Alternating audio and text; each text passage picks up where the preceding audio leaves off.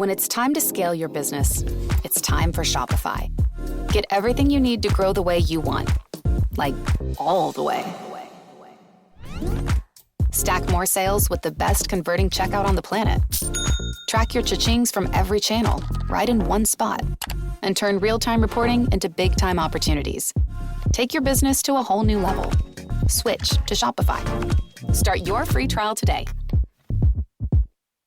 Hello, everyone, and welcome to episode 475 of the True Crime All the Time podcast. I'm Mike Ferguson, and with me, as always, is my partner in true crime, Mike Gibson. Gibby, how are you? Hey, I'm doing good, man. How about you? I'm doing great. Well, you should be. Why is that? Because you're sitting in this really nice studio. Yeah, but I've always had a studio. It's you that now have your own space, as everybody's talking about. I finally got my own stuff. Yeah. I know you keep rubbing it. I don't know. It seems weird. Yeah, it probably does. All right, man, let's get right into it. You know, on these Thursday episodes, we kind of jump right in. We do. So we're talking about Frank Freshwaters, which I have a theory or a thing that is telling me in my mind, this is going to be hard to say at certain points throughout this episode. There's a lot of repeated Fs. Yeah, 2 Fs in a row. So Frank Freshwaters was born and raised in Akron, Ohio. What is Akron known for? Well, I mean, good things or bad things? Let's go with good things. Good things? Is that where the Hall of Fame is? No. No? It's Canton. That's Canton. Well, there's a lot of tire places up there. They're known for tires Yep. and LeBron James. Oh, I forgot about LeBron. I'm sure they're known for other stuff, but those are the two that Yeah. kind of clicked off in my mind. By 1957, Frank was a 21-year-old newlywed. He and his 17-year-old wife, Patricia, were about to become parents. Their son, Jeff, was born months after this accident that would get Frank into trouble. So basically, what happened was Frank killed a pedestrian while he was speeding in his car, which, you know, it's a different type of story for us. Sure it is. And he's later going to go on the run, right? So there's a lot to this story, but he gets into this accident. I'm sure he didn't mean to run this person over. Frank had no criminal record, and he worked for Cascade Rubber Company. Oh, rubber company in Akron. Shocker. Shocker.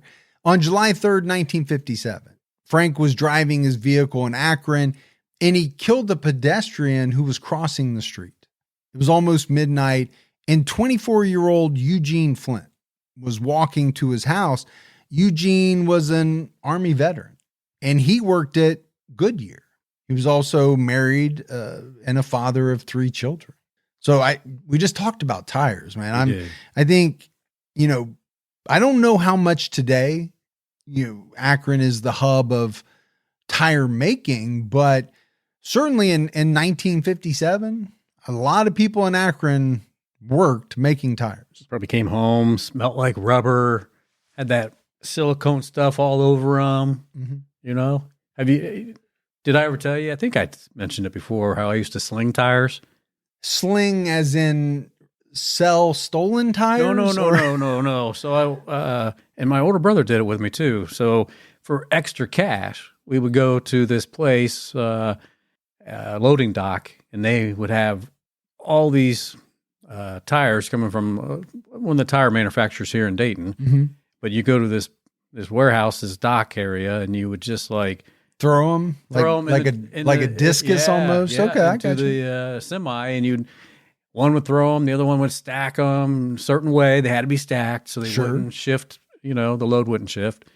And if we're picking, I would put you as the thrower and one of your brothers as the stacker. Well, that's what it was. That just makes sense. But you'd come out of there and you'd be hands would just be coated in the black rubber and that silicone be all over you, slick as you can imagine. In my younger days, I did have a job for a brief period of time at a car repair place. Yeah. So I would mount tires and do things like that. Yeah. I thought that job was kind of fun. I mean, it wasn't for me long term, but at the time it was pretty fun. But this is it's a tragedy, right? We have this married father of 3 who's not doing anything wrong. He's just walking to his house and he gets hit and killed by, this man driving his car, Frank Freshwaters. Eugene had just parked his truck after getting home from his shift. He was crossing the street to go into his home where his wife was waiting to greet him. So here's the other thing. He's literally right outside of his house. Yeah. Like he almost made it home. Yeah. He is crossing the intersection to walk into his house where his wife's waiting. His children, I'm sure, are asleep because it's like, almost midnight. The Akron Beacon Journal reported at the time. His wife, Garnett, saw him park the truck. She turned to put some coffee on for him. She heard the crash and then turned to the window to see him flying through the air. I mean, unimaginable. Yeah, it'd be rough. It would be hard to even find out later, right? That your spouse, your significant other was killed in some kind of car crash, even if it was an accident, but to literally see it unfold. Traumatizing. Yeah, it would be just unbelievably brutal. Frank Freshwaters was driving over 50 miles per hour in a 35 mile per hour zone when he hit Eugene. Frank told the police, "There was a man in front of me and then I don't know what happened." And I'm sure that was probably the truth. Yeah. I don't think he meant to run this guy over, but there's a reason that there are speed limits.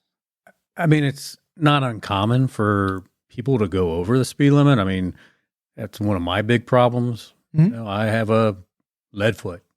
Well, and I would say this, right? To me, there are differences. I know legally there's no differences, but if you're going 75 on the highway and the speed limit 65, I get it. Technically you're speeding, but to me, it's much different if you're going 35 in a 25 school zone. Well, sure. Yeah. The danger, there's a different level. It's greater. Yeah. Yeah. To me, but I get it. It's still 10 miles over. You're going to get a ticket or whatever.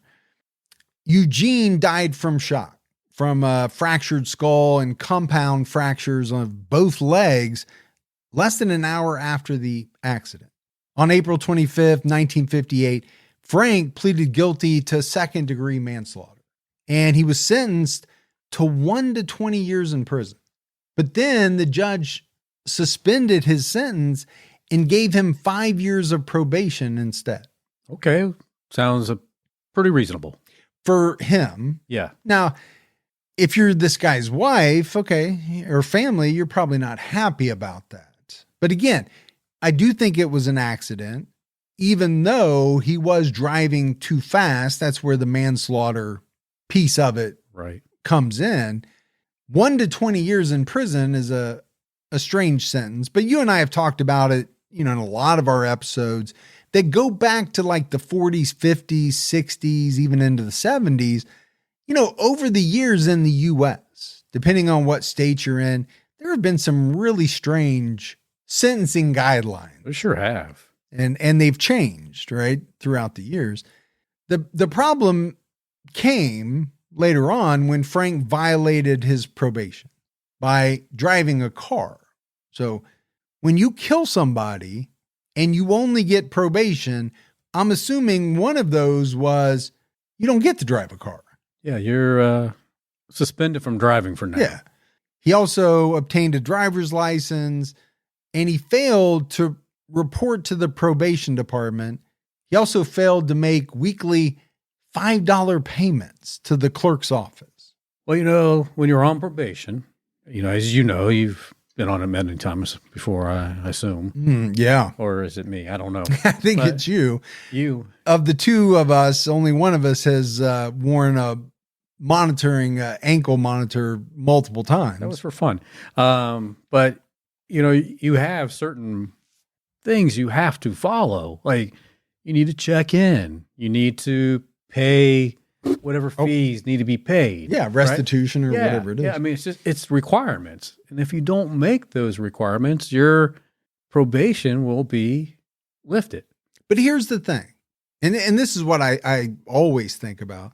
When someone gets and I'll call it a good deal. That's probably not the right term for it, but he did kill a man. Sure. And he was committing an infraction at the very least at the time he was doing it. You would think that if you got 5 years probation, man, you would be on the straight and narrow. Absolutely. I wouldn't throw a piece of gum on the street for fear that I would somehow then have to finish out my 1 to 20-year sentence. I mean, the deal he had was very favorable for him. Yeah, no, there's no doubt about it. But to do the stuff that we just mentioned, right?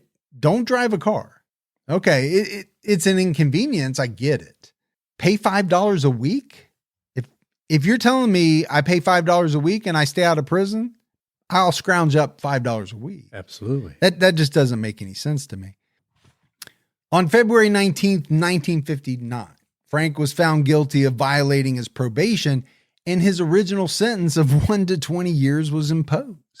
I mean, look, if you're going to get maybe on the short end of that deal, the 1 year, you're probably like, it sucks, but I'll get through it.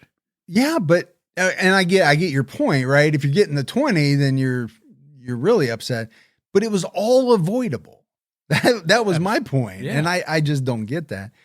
What was interesting was that Frank was sent to the Ohio State Reformatory in Mansfield, which is up north quite a ways from where we are. Yeah. But that's also where the movie Shawshank Redemption was filmed. We should go visit it. We should. I hear it's haunted. You and I actually had an argument about that a few weeks ago. We did. And we had to look it up. And I'll admit on camera that you were right.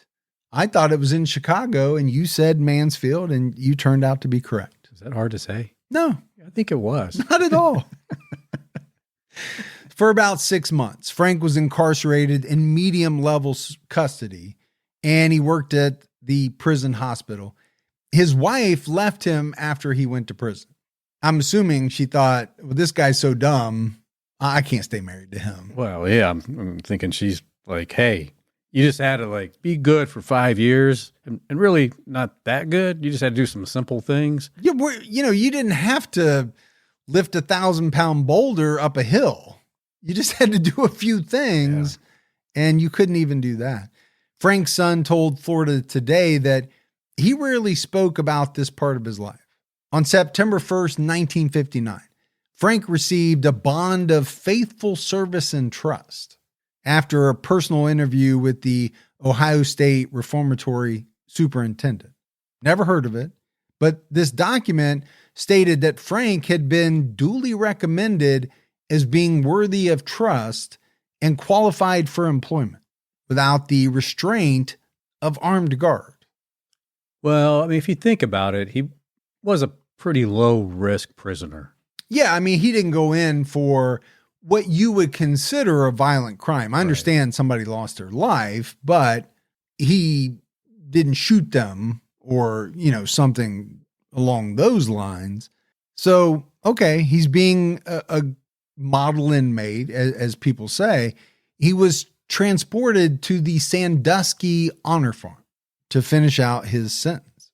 But weeks later, on September 30th, 1959, Frank escaped the facility and fled the States. So maybe not that honorable. I'm kind of thinking the same thing. But here's, we just did a case a while back where, someone escaped. They were allowed to go to the mall. Yeah. Unsupervised. Of all places. Now that person had a life sentence. Yeah, he did. This one, okay, I get it a little bit more. You think 1 to 20, it's probably going to be closer to 1 than 20. Right. If it didn't say, I didn't read it, but you think this person's not going to risk escape, right? Yeah, he'll be out soon enough. Yeah, but he doesn't. He escapes. An officer was doing a routine check of inmates assigned to work at the main mess hall at the Ohio Soldiers and Sailors Home and discovered that Frank was missing. Frank walked away with an inmate convicted of burglary, per Florida Today. After escaping, Frank traveled to Florida. and applied and received a new social security card under the alias William Harold Cox. And this is something that you and I have talked about many times, right? The 50s and 60s versus today. How much easier was it to maybe assume someone's identity? Not that people don't steal people's identity today, because they do. They do. But much easier, I think, back then to maybe fill out a form, write in, apply for, a social security card. And that's basically what he did. He became William Harold Cox. In the early 60s, Frank moved to Hurricane, a small town in West Virginia. And then for the next 13 years, he lived with a woman named Joyce Wade. They had 2 sons together. Frank drove trucks for chemical companies and at one point drove a mobile library to underserved schools in West Virginia. Kind of a good guy there. Well, I think he's playing that because, let's face it, he's assumed this new alias, right? Bill, and he developed a pretty positive reputation in the community. Now, it was advantageous for him to do so. Sure. You don't want to draw any attention to yourself by doing anything wrong. And maybe for him, this was his fresh start. Yeah, I mean, illegally, but Well, yeah, yeah. I get what you're saying. In October 1975, after Frank's relationship deteriorated, Joyce Wade contacted the authorities and filed a peace warrant against Frank. She wrote that she feared violence and asked for a court hearing. Now, details of the warrant are no longer available, most likely due to a flood that affected the sheriff's office in the 1980s. Again, most of that stuff wouldn't have been computerized probably at that time. So we've heard in older cases where a flood or a roof collapse under a heavy rain has kind of ruined a lot of evidence. We hear that a lot in some of these older cases. But here's we were just talking about how I said he's probably a good guy now and trying to get his life turned around. But then you find out, according to, his partner for the last 13 years. Not such a good guy. Yeah, not such a good guy. But my thought was, was he really a good guy or was he playing the role of the good guy because he wanted to have a reputation that wouldn't draw attention to the fact that, he was an escapee. Yeah. Or, anything like that. And I always think that, to be honest with you. I usually think the worst of people like this because they'll do and say anything that they have to, to stay out of prison. Yeah, I mean, you're going to want to do what you can to avoid that. Yeah. I mean, it's in your best interest for sure. The West Virginia State Police arrested Frank. He was found hiding in a cubicle hidden under the sink. Okay. Which I know is your go-to hiding place. It's one of them. When you have a couple. Yeah. You have a hidden panic room too. I do have that. It's needed. This made police suspicious because, a person wouldn't typically hide from a peace warrant. And I'll be honest with you, Gibbs, I don't really know what a peace warrant is. I'm having a feeling like it's one of those warrants that it's just something that they have to hand to you. You accept it, and then you deal with it later. It's not like you're being arrested at that right moment. Then and there. Frank was arrested and fingerprinted, and his true identity was discovered. Now, I don't know if he was arrested because of the peace warrant or because he was hiding under the sink. I'm not sure. Joyce, though, failed to show up to the court hearings. But even so, law enforcement held Frank on a fugitive from justice warrant. Now, if they hadn't figured out he was a fugitive, the whole thing probably would have been dropped. Yeah, and he probably would have been just, okay, you can go ahead and go. Normally, if your accuser doesn't show up, and if your accuser is the police, let's say, a policeman, if they don't show up for the thing, then a lot of times it's dropped. It's a playbook right out from the mafia. You mean being made not to show up? Yes. But if you're a fugitive from justice, that's a whole different story. In his interviews, Frank shared details of what he'd been doing for the 2 decades that he'd been on the run. Then Governor Archmore received news of the arrest and proposed a plan to put Frank on a supervised parole program because of his flawless record in West Virginia. Since he was such a good guy. Yeah, after escaping from prison. Yeah. He was a good guy. In a letter dated April 2nd, 1976, Moore wrote, testimony was given by Mr. Freshwaters' employer, fellow employees, friends, and neighbors, all of whom vouched for his good character, habits, abilities, and job potential. You know who has job potential? This guy right here. Potential. Unrealized potential. And how many times did I tell you that in our one-on-ones, in our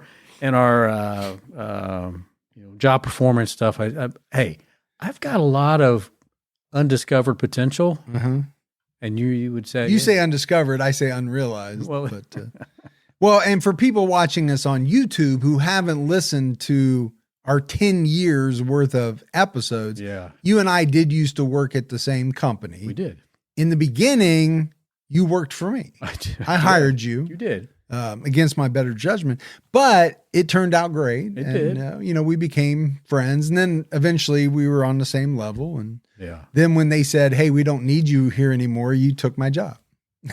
Essentially. I hate how you say it that way, but hey, I don't harbor any grudges or anything. He went on to say, in conclusion, I want to point out that by denying this requisition, I am neither condoning nor excusing Mr. Freshwaters' actions. However, the primary objectives in our correction system are the rehabilitation of the criminal offender and the protection of society. I am of the opinion that Mr. Freshwaters has proved himself in the last 16 years to be an effective and responsible citizen and would in no way endanger any member of society. So I want to break that down because there's some interesting things that he said there. The primary objective to rehabilitate the criminal offender. Yeah. I think we don't always do a great job of that.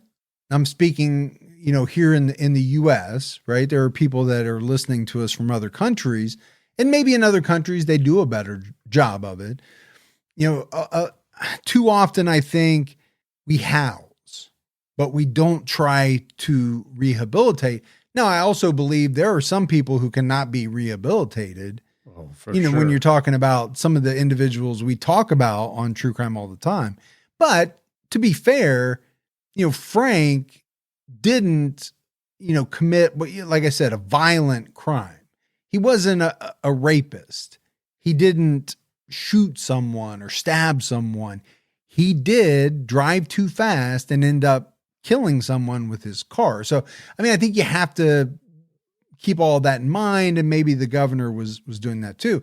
Now, I don't know how much you give him for the last 16 years, because like I said, I think he had a vested interest, right, in towing the line and being a good citizen. Sure. Because he didn't want to draw attention to himself. The state's Division of Correction agreed to supervise Frank. The governor also noted that Ohio authorities failed to turn up at 2 different hearings. Frank was eventually released from custody and allowed to go back to his normal life. I'm guessing that Ohio authorities thought, what are we going to take the time to drive down there for? They're not going to allow us to take him back. That didn't sound like it, right? Yeah, I don't know. Who knows what happened? But what I'm taking away from this is that, he escaped from prison, essentially. I get it. It was a honor farm, but he was still in prison. Right. And once he was found out, what happened to him? Nothing. Supervised probation. And eventually he was let go, allowed to be out from under that. So what type of message does that send to other individuals? Take your chances. That's what I always think. Yeah. But here's the thing, right? Even though he had been caught and identified, Frank continued living under the alias William Cox, which I found very strange. Did they not catch the fact that he was using someone else's identity? Well, they had to. I'm just surprised they didn't say, okay, you need to go back to using, your original name and stuff. But maybe because he had established a social security number, which probably fed into his retirement somehow, social security, whatever, that they're like, we'll just allow you to keep that. It's still a crime though, right?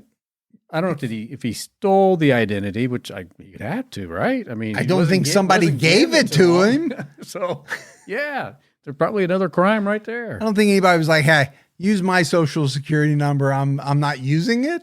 That doesn't work. Yeah, obviously, this person was probably deceased. Yeah. And he stole his social security number. So you think about it, right? He had the original crime that he was doing probation for.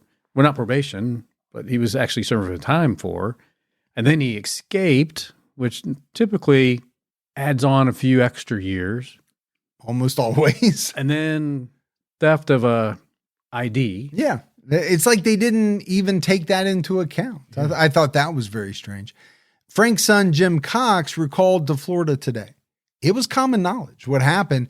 I was about 5 years old at that time. I also remember that it was a big deal. And everybody in my world knew about it. And they turned him loose. After that, we lived in the same spot for years. They make it sound like he was on the run.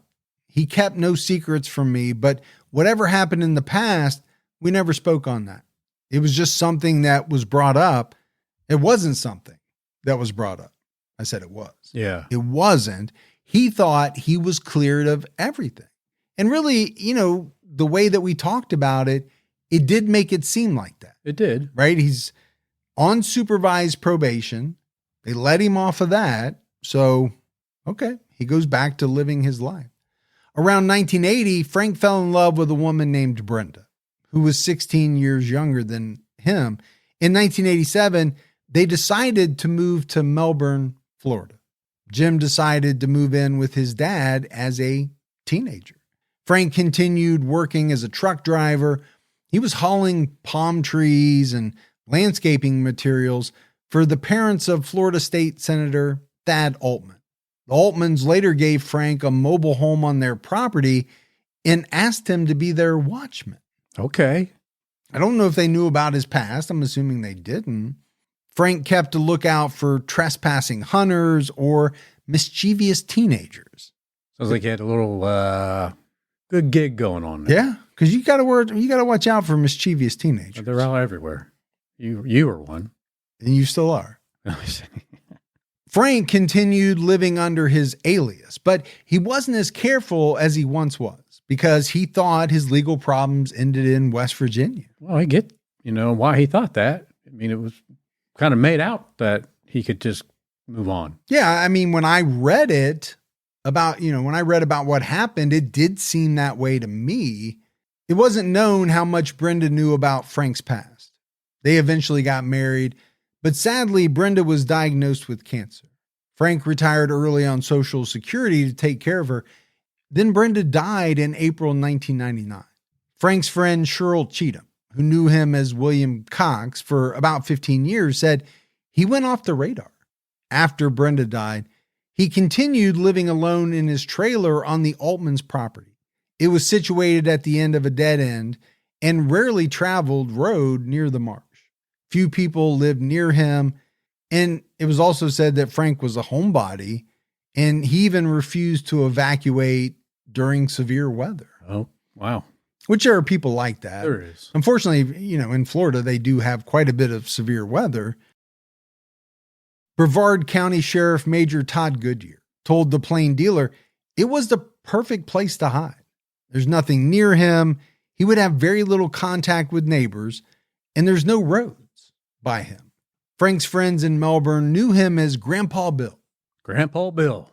He enjoyed fishing on the marsh, working on old cars, and ordering takeout from his favorite restaurant. Well, there's something you got in common with him. I do enjoy a good takeout. Frank always called and asked for a bag of day-old fried chicken so he could get a discount, and then he would have food for the entire week. You know, a day-old chicken's not bad for you. No, I eat a lot of day-old stuff. I mean, it's been refrigerated. Yeah, you eat more than a day-old stuff. Yeah, I've seen some of the stuff you eat. I do. But, you know, Frank was living on Social Security benefits at that time, so I'm sure he needed to be a little thrifty. Budget-friendly. Yeah. When the U.S. Marshals Cold Case Unit was established in early 2015, the Ohio Adult Parole Authority requested assistance in locating Frank. By that point, it was one of their oldest cases, right? Of this guy walking away from the honor farm. Just seems really strange that it was still on the radar. Yeah. Based on what we heard that happened in West Virginia. Yeah. And the only thing that I can think of is that, okay, they said that in West Virginia, but in Ohio, we're still looking for you. Although maybe we're not actively looking for you. And then all of a sudden, when the cold case unit gets established, now you're back on our radar. After weeks of investigating, the cold case unit found Frank living under the alias William Harold Cox in Melbourne. This information was passed along to the U.S. Marshals Regional Fugitive Task Force in Florida, and they began to investigate. So what the Marshals did was they created a ruse to get Frank to sign papers so they could check his prints, which matched the ones on file. Once they confirmed his identity, they created an arrest plan. And I'm always fascinated with the authorities creating ruses. I mean, you know, you hear about kind of sting operations where they call people up and tell them they've won money. Oh, yeah. And they're come down to this place and these people file in and just one after another, they're arrested. They just got a whole like facility full of people waiting to get their money. Yep. And then they lock the doors and say, you're all being arrested. Which is kind of smart and funny at the same time. Is. On May 14, 2015, 79-year-old Frank Freshwaters was arrested at his home by the cold case unit of the U.S. Marshals Northern Ohio Violent Fugitive Task Force, which is kind of a mouthful for an agency. But by that point, Frank had been on the run, and I'm using that in air quotes, for 56 years. It's a long time. Now, I think to him, he thought he was on the run for what, about 16 years? They caught him, and then they released him after his whatever parole period. Yeah. But Ohio's looking at him as though, no, you've been on the run for 56 years. He was shown a photo of himself from 1959, and he was asked if he had seen this person. Frank replied that he hadn't seen him in a long time. Not that person. And he admitted his identity. He was arrested without incident. Frank had driver's license and other identification materials in the name William Cox, which you would have if you had lived as this Bill Cox for what, 40 plus years? Yeah, I mean, that was his 50 years. identity. I don't know. That was who he was. Yeah, I mean, he took that on, I think, pretty early. In the summer of 2015, Eugene Flint's son, Richard, agreed to an interview with Northeast Ohio Media Group.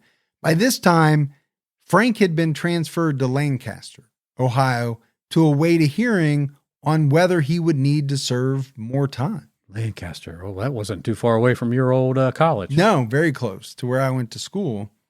Richard's mother, Garnett, declined an interview request, as did Frank. Richard was just 3 years old when his father died. He said he had mixed emotions about Frank, adding, everybody messes up. But if he had just took his punishment, that would have been it. I think we all agree on that. Yeah, and I think it's a good sentiment. You know, obviously, this kid, he was a kid, right? He was 3 years old when this happened. But that's a pretty good perspective, right? Everybody does mess up. Now, this mess up took your father away, which is extremely tough.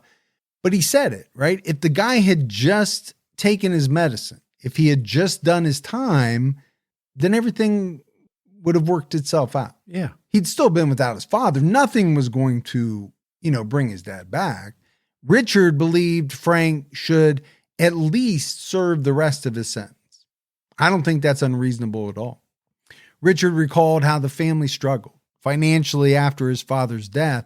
The loss of his dad's regular check caused, all kinds of financial problems. And the family had to move into a home purchased by Eugene's father. Garnett began having health problems and later remarried. Richard clashed with his stepfather, but they eventually reconciled. He lost touch with most of his father's relatives over time. And I don't know how many times you and I have talked about, stepdads, stepmoms, and, what a tough role that could be. Can be. I had one of each. You did, yeah. And got along with both of them, but it doesn't mean there's not friction. But I was never the kid who said, oh, you can't tell me what to do. You're not my real dad. Yeah. Anything like that. But that does happen. It does happen. Richard recalled that his mother had little reaction when he told her about the arrest, saying the past is the past. And granted, it's been 56 years. Sure. So, I don't think that's something you forget about. Witnessing your husband flying through the air. No. But, time does soften things, I guess, for some people. In a June interview with Florida Today, Richard said he thought Frank should pay a little bit, but not very severe for his crimes. However, in a July phone interview with the Ohio Parole Division officials, Richard said he wanted Frank to remain imprisoned. So maybe he was oscillating a little bit. Yeah, maybe as he thought about it, he kind of changed his mind on what he thought. Yeah, because at points he thought, well, he shouldn't have to do too much. And then he said, well, he should have to finish out his sentence. Over 2,000 people from 6 states wrote into the parole board showing their support for Frank. 2,000 people. That's a fair amount. I don't know 2,000 people. Now, because of the podcast, could you and I get 2,000 people to write in for us? Yeah, probably. Maybe. But without it, I might be able to get 5, 10, 15. It's a little high. And that's pushing it, right? That's stretching it because not everybody likes me. I'd be, combating. I'd be, hey, don't be sending that letter in. Well, you would also be sending in letters for the opposite. Exactly. For the opposition. I just think that's a lot. 2,000 people. Yeah, well, that's a lot of people that felt that they shouldn't leave him locked up. Yeah, and this did come after Florida Today published kind of an investigative series on the case. So maybe people looked at it and felt like it was unjust or wasn't quite fair. Frank's sons, Jeff and Jim, also advocated for his release. On February 25th, 2016, the Ohio Adult Parole Authority voted to place Frank on parole with 5 years supervision. So essentially, it's very similar to what happened in West Virginia, right? He was put on parole, supervised parole. He made it through that, and he was let go. So Ohio's saying, okay, we're going to do something similar with you. Granted, it's almost like 80 years, some years old at this point. Exactly. But it's almost like what they did in the beginning with him, the very first time. Oh, yeah. That he couldn't check in. And then he violated that. Yeah. So it's like, okay, we'll start from here. Can you at least do what we wanted you to do from the very first time? Well, I think that's a great point because if you think about it, all of this could have never have happened. Right. Now, the death would still have happened, right? There was no getting around that. But all of this with Frank would have never happened if he would have just followed the original parole conditions. Yeah. Check in, send the $5 a week. Yeah. Wasn't that difficult. So they recommended his release for late April to give his attorneys time to turn in a plan, kind of detailing out where Frank would live. The Summit County Prosecutor's Office argued that Frank should serve at least 4 years because he failed to comply with probation, didn't pay a $1,500 fine, and was avoiding responsibility. And, to be honest with you, it's hard to disagree with some of those things because I think they did happen. Now, Frank's attorneys argued that he was using a wheelchair due to severe arthritis and that he had lived a quiet life since his escape. He didn't commit any crimes during his decades on the run, and he worked steady jobs. And I think you can have both things be true. I think so. Right? He did fail to comply with probation. He did not pay the money he was supposed to. He did avoid responsibility. There's no doubt about that. But on the other hand, it seems, at least from what we know, he wasn't out there committing crimes. He was working, he retired, he had a pretty fruitful life. I don't know if that's the right word. His sons offered to transport Frank to West Virginia, where Frank's son Jim lives, to help get him settled. Frank's son Jim wiped tears from his eyes. After the decision was announced, his son Jeff said he was hoping to get to know Frank better. Frank was released from prison on June 15th, 2016. So, he wasn't there that long, right? They kept him for a couple of months. Right. Just kind of wanting to get this plan in place. His attorney, Gordon Beggs, told Florida Today he walked out today and has a smile on his face. And he's very thankful to those who supported him with their prayers because he needed it. Right now, he's taking a nap. Probably because he's at that age where he needs a lot of naps. Well, that starts earlier than that, by the way. It does. You and I both take naps, and let's not kid ourselves. I was taking one earlier today. Not together. Right, Not together. That sounded bad, but no, we don't do that anymore. Not anymore. Yeah.